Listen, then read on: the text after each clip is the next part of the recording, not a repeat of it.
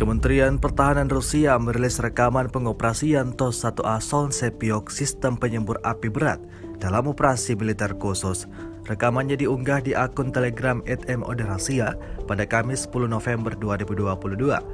Pasukan perang dari distrik militer pusat mengirimkan serangan mematikan ke pasukan Ukraina yang tersembunyi di bunker. Sistem penyembur api memungkinkan pertahanan benteng musuh diabaikan karena peluru yang terbakar mampu menembus dan menghancurkan infrastruktur paling berbenteng nasionalis.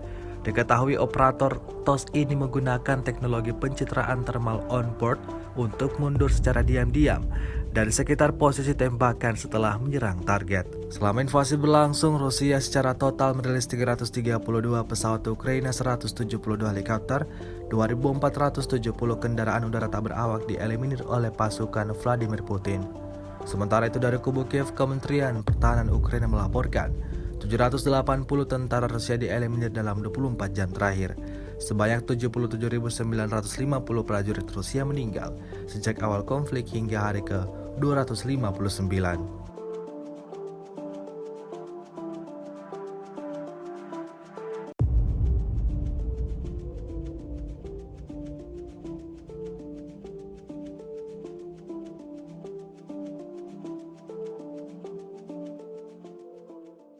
Terima kasih sudah nonton.